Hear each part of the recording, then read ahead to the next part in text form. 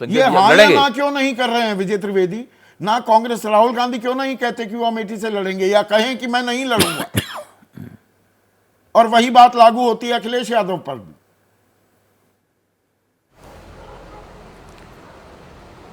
संदीप जी, ये सवाल इतना वाजिब हम सब लोगों के लिए इसलिए क्योंकि हमारे पास कोई रिस्क फैक्टर नहीं है। तो हम हर चीज़ का जवाब ब्लैक एंड वाइट में चाहते हैं, और पॉलिटिक्स जो है वो ब्लैक एंड वाइट का गेम ही नहीं है, वो 50 शेड्स ऑफ ग्रे जैसा है। 50 को भी मैं 500 कह सकता हूँ। इतने ग्रे शेड्स हैं कि वहाँ पे ब्लैक एंड वाइट आंसर्स की उम्मीद हमें नहीं करनी चाहिए।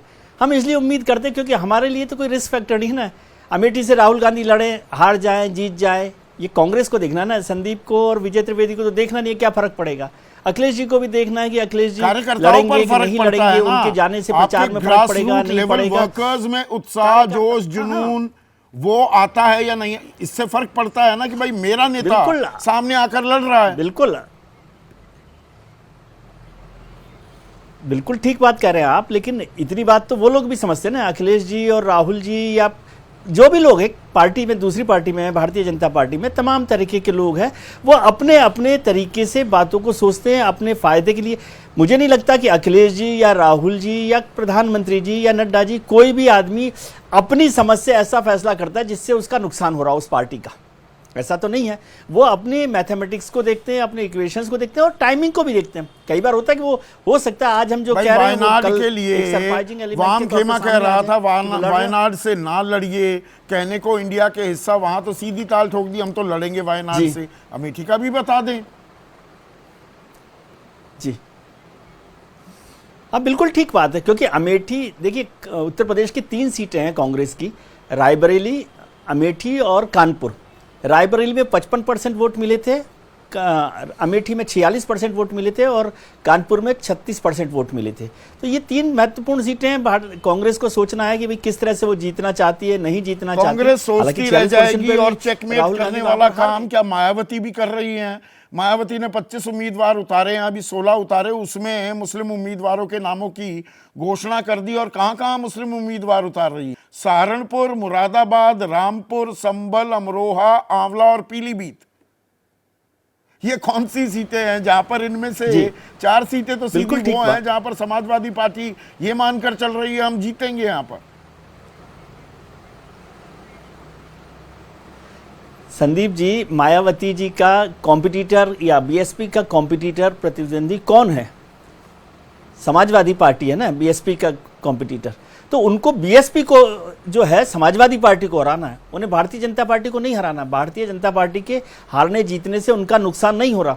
समाजवादी पार्टी को कमज़ोर करना उनकी राजनीतिक उसका जो एक्सरसाइज है या जो भी उनकी रणनीति है उसका हिस्सा है। लगते हैं मायावती पर, बीएसपी पर, बीजेपी की बी टीम है, वो और कंफर्म होते दिखते हैं इस लिस्ट से, या उनकी रणनीति, उनकी मर्जी, वो अपना फायदा देखती है ना इससे।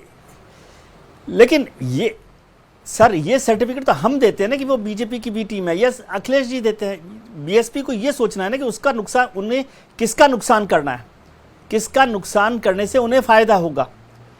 समाजवादी पार्टी को कमजोर करने से उनका नुकसान होगा, क्योंकि वोट बैंक दोनों का कॉमन है, दलित भी है, माइनॉरिटी भी है, वो सारा वोट है। बीजेपी से उनका नुकसान नहीं होता, बीजेपी के में तो उनका माइनॉरिटी वोट नहीं जा रहा। तो उनकी लड़ाई क्षेत्रीय स्तर पर है। बीएसपी एक उत्तर प्रदेश की पार्टी है और उनकी लड़ाई अखिलेश जी के साथ है, तो वो अखिलेश जी के साथ चाहते हैं। अब हम उसे बीजेपी की बी टीम कहते हैं। पिछले चुनाव में तो वो समाजवादी पार्टी उनके साथ थी ना, बीएसपी और समाजवादी पार्टी ने साथ लड़ा था चुनाव। तो पॉलिटिकल पार्टीज अपने हिसाब से लड़ती है, और ये आरोप के हिसाब से ठीक है कि इसका फायदा सीधा सीधा भारतीय जनता पार्टी को होगा। और जिस तरह से माइनॉरिटी वोट के लिए उन्होंने माइनॉरिटी कैंडिडेट खड़े किए। लेकिन मैं एक बात बता रहा हूँ, जो इस समय का चुनाव मैं देख रहा हूँ उसमें माइनॉरिटी वोट बहुत टैक्टिकल वोटिंग करने वाला है। वो केवल उसी कैंडिडेट को वोट देगा जो भारतीय जनता पार्टी के खिलाफ मजबूती से खड़ा हो।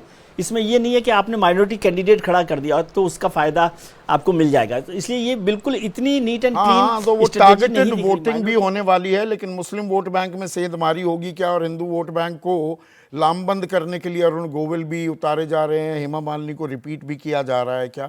ये तो यूपी की कहानी हो गई। अब जैसे ही घड़ी का काटा दोपहर 2:30 पे आए, बबीता जी का दिल सास बहू साजिश के लिए मचल जाए।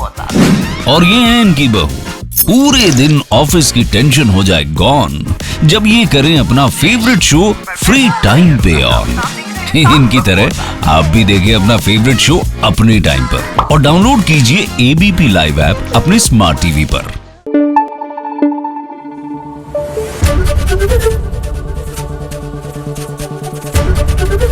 एबीपी न्यूज आपको रखे आगे।